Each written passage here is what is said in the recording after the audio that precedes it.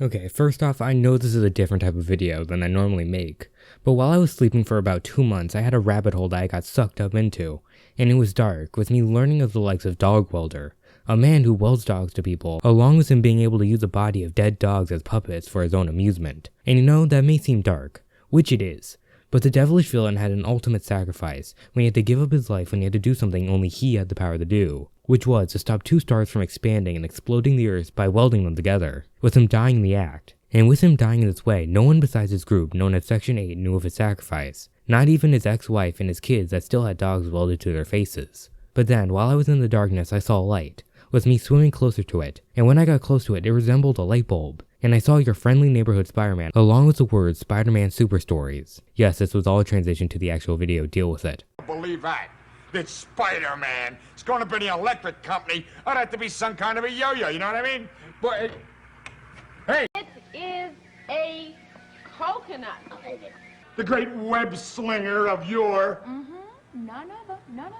Spider-Man? Right. Oh, what am I, some kind of a meatball? Come on, Spider-Man, you can do it. Spider-Man, where are you coming from, Spider-Man?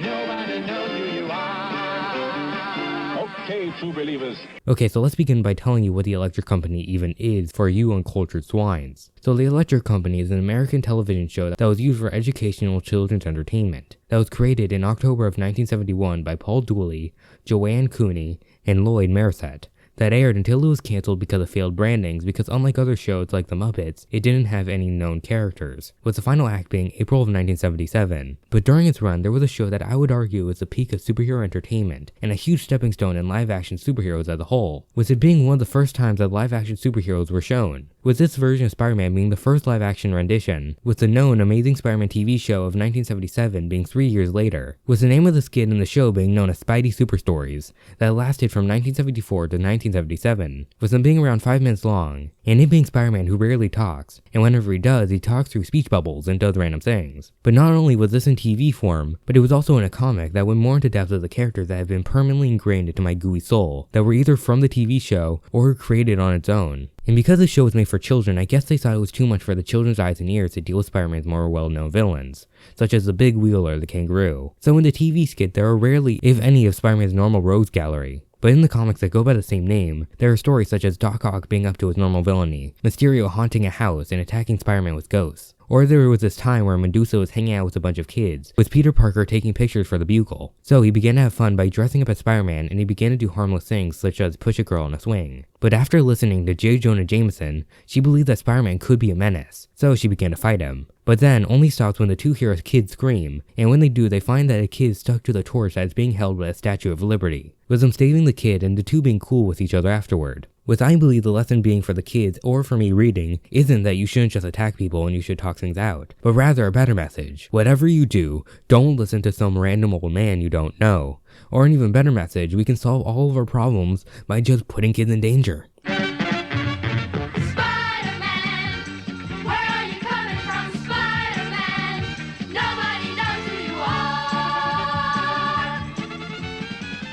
Okay, so to begin our cast of new and definitely more intriguing characters, we have the Spoiler. And don't worry, he's not as dangerous as you think, so he doesn't tell you the end of your favorite TV shows or movies, but rather he has the ability to spoil the fun of anything, which sounds stupid, but in the comics he only has a sack.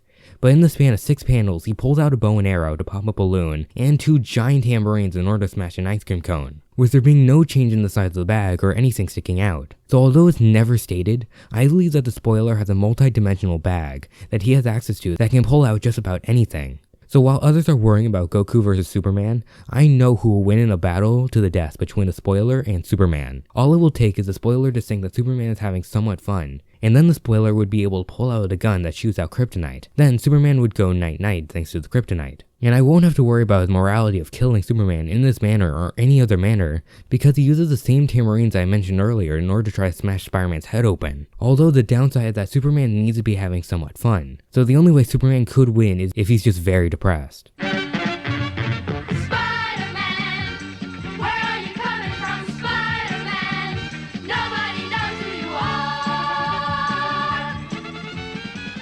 Although this isn't the only villain that has a powerful ability that should be utterly feared, such as Mr. Measles, who like other famous villains wants to take over the world such as Hydra, but his whole gimmick is that he creates spots that when attached to people gives them measles. So basically, he's using a bioweapon against the public, which I believe is genuinely a war crime. So they won't talk about your boy Hypno Hustler who's being played by Donald Glover, but they will talk about a war criminal who tries to start a pandemic, who is oddly weirdly focused on people reading, especially with some having to read in the dark, rather than the fact that he actually just gives people diseases. Anyways, he begins a rampage where he throws spots on anyone or anything near him, with him infecting 7 people in a minute. Then in the crossfire, he contaminated a car and a purse, making them biohazards. Then, before he can start his own pandemic, Spider-Man swung in and kicked him once. Then Mr. Measles was defeated, with that making even more of a comparison to a different villain, which is Lex Luthor, thanks to the fact that they are major villains, or rather arch-nemesises, the popular superheroes that use their intelligence to be threats, rather than the need to be actually physically strong. And not just that, they both have something to do with the color green, with for Lex representing not only his insane wealth, with him being one of the richest characters in comics, with him having a net worth of $75 billion, but it also represents Superman's most iconic weakness, which is the famous green kryptonite. And for Mr. Measles, he created spots in a pickle factory, so I think they're both on the same level of ingenuity if you ask me.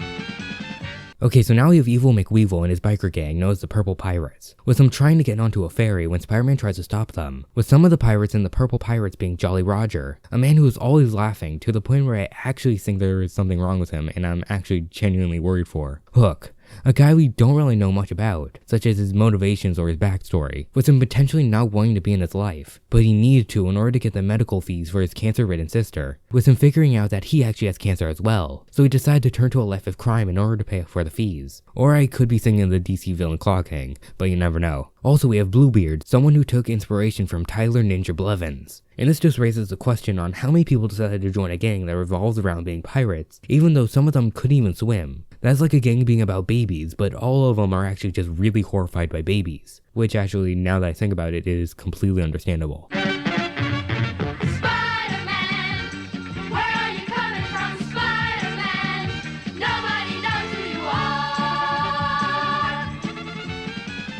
Then we have a villain that I had a hard time watching in silence, which was a disastrous villain known as Blowhard, which, and I quote, is the greatest example of reading gone wrong, who took inspiration from his hero the Big Bad Wolf. And as such a threat, he apparently took down Trenton, New Jersey, but then came to New York to show everyone his gust of wind. That was no gust of wind. That was a gust of me.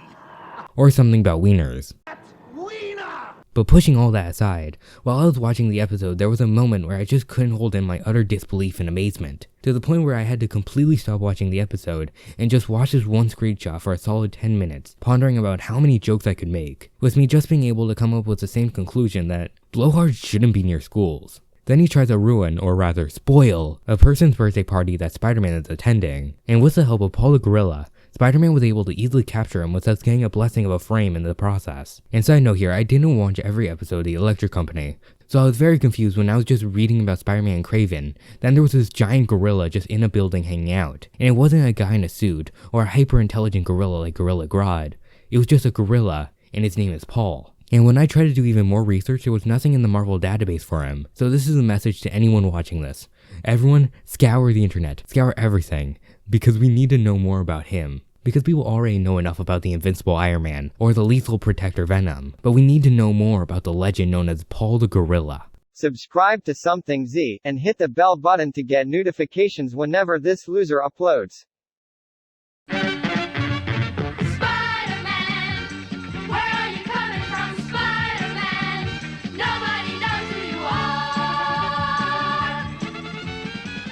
Okay, away from the tangent that sent me sprawling for hours, we also have Bookworm, who is a giant misleading creature that more resembles a snake than a worm that just eats books, who was able to go on a rampage with him originally being able to beat the likes of a librarian named Valerie, who at one point donned the Spider-Man suit becoming Spider-Woman after Spider-Man fought the Vulture and needed help, and a man known as Easy Reader, who honestly I don't know because again I refuse to watch every episode of The Electric Company, because although I did go into a rabbit hole, I don't want to be stuck in a wormhole. but I thought it would be a good mention anyway. Anyways, Bookworm went on a rampage until Spider-Man and the two others I mentioned began to throw books at the creature. Then Spider-Man shot out a web over his mouth, thinking it's over. But the second that he turned around, Bookworm was gone, with Spider-Man yelling at the top of his lungs that he will get him next time. However, this is the only time that we see Bookworm. So one of two things happened to this creature. So one, it escaped and began to eat books in different places, with it being a threat worldwide and could still be a danger to society. Or two, because Spider-Man webbed its mouth, it's possible that it was unable to eat, and the poor creature starved to death. I know that normally Spidey's webbing only lasts a couple hours, but who knows how many calories books give to this creature. And it was also mid-meal, so it's possible that it was already starving. So Spider-Man could have actually doomed this poor creature to die a prolonged death. Even worse, after throwing its food source at it. That would be like the extent of throwing parents at a group of orphans. It would kinda be funny, but also it's messed up at the same time.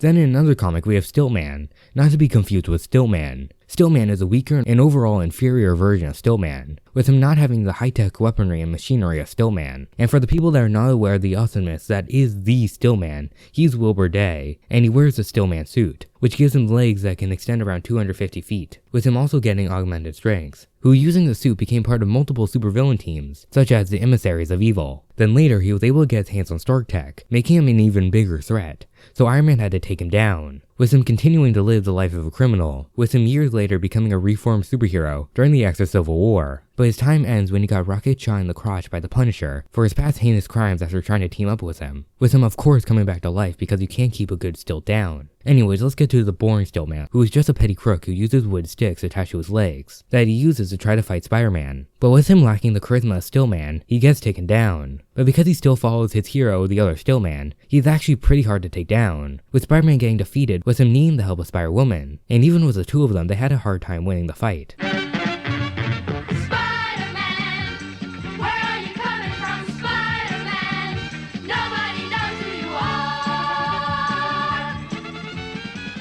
Then we got Dr. Clock, who has the ability to manipulate time, with him using his powers and his appearance to speed up the people around him, so that he could not get seen by people because they were going so fast. Which could make sense, but I like to imagine that for them, everything is going at the same speed, so Dr. Clock is going super slow. So basically just imagine a turtle robbing a clock store. But even though he has a godlike ability, his stats are decreased in his intelligence, because with his powers he was able to easily take down the likes of Spider-Man and the Vision, with him hardly being able to get a good hit on the villain. But he gets stopped because he forgot to turn the clock that is on his chest, the only thing that gives him his powers. So if he was able to get past his limitations in his intelligence, he could be a disaster threat. And because he doesn't have any lore besides this one appearance where he steals from a clock store, because they apparently make him stronger, don't ask me why, we can make up his own lore for him, with him making it very easy for him to get into the Sonyverse. And I could personally see him in a team up of Venom, Morbius, Vulture, Hypno Hustler, and El Muerto. And they could just try to attack Spider-Man or just be a team, and they could become the new Sinister Six.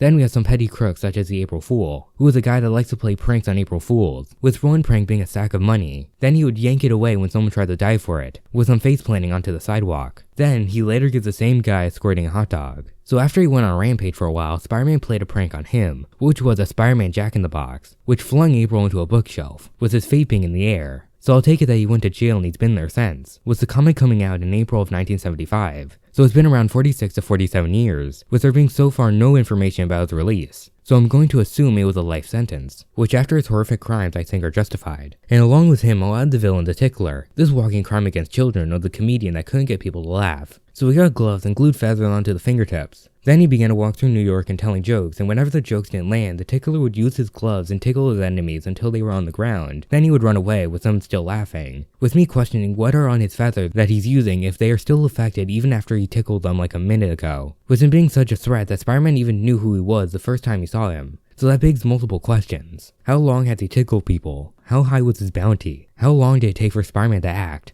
potentially creating another Uncle Ben? Anyways, later Tickler gets captured by the police. And I'm assuming just like April Fools, he's rotting in a prison cell, and they're probably playing poker together or something.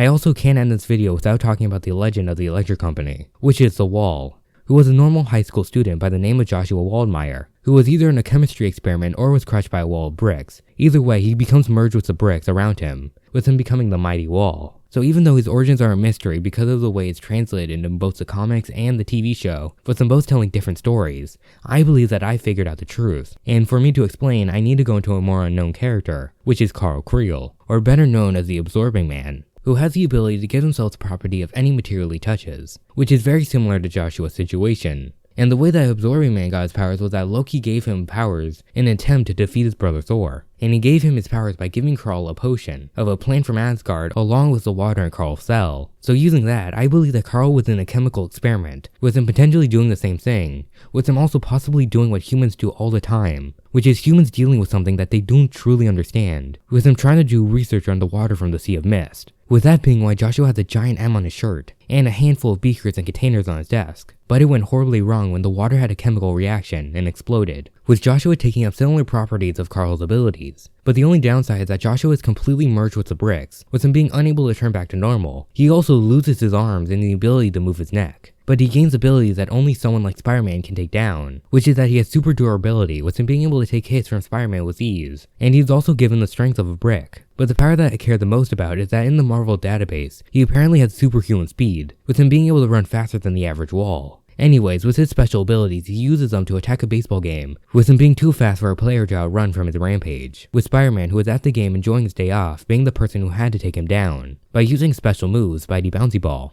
But in Spider-Man fashion, people don't like it, so the umpire began to shout at the two, saying that they weren't allowed on the field, so the two get kicked out of the stadium, with Spider-Man not being able to watch a game that he really wanted to see, with the lesson to children being deep and meaningful, that they should keep their hubris in check, and to make sure that if you're exploring the unknown, to take the necessary safety precautions, or you could end up ruining yourself, and become the demon that everyone, even just a normal high school student, has buried deep inside, and that we should all try our best to keep ourselves under control. Or he's just a guy that got hit by a brick, and he was just used for mindless children's entertainment. But what do I know? Anyways, that's it for my discussion about the Electric Company and this world of Spider-Man, and I've merely scratched the surface of the weirdness and bizarre things that have happened here, such as Spider-Man substituting Dorothy in his own Wizard of Oz, that time J. Jonah Jameson made a boxing match between Spider-Man and Doc Ock, or just Paul's existence, because again, Paul is just here and I have to accept it, and at one point there's a whole story where there's just more of them, which confused me even more until I figured out that they were just guys in suits, but again, that raises the heck on why Paul is so special and he just hangs out with everyone else. Anyways, ignoring this whole Curious George situation, Spider-Man of this world was a good hero, with super stories being good comics for people who just want to read randomness. That actually would give a good message, unless you're me and have a couple screws loose and then had conversations with people that would last hours over characters that you just learned about, and just have full-on breakdowns. With this again being the first time that Spider-Man was in live action, so whenever you watch Toby, Andrew, or Tom just swinging around having their meaningful moments, remember it's only possible because of the true heroes, Blowhard, The Wall, and Mr. Measles. And like the comic says, happy holidays. And I hope to see you next time on Something Z. That's the end of the video. I hope you enjoyed it. If you want to see more, click on the video to true left.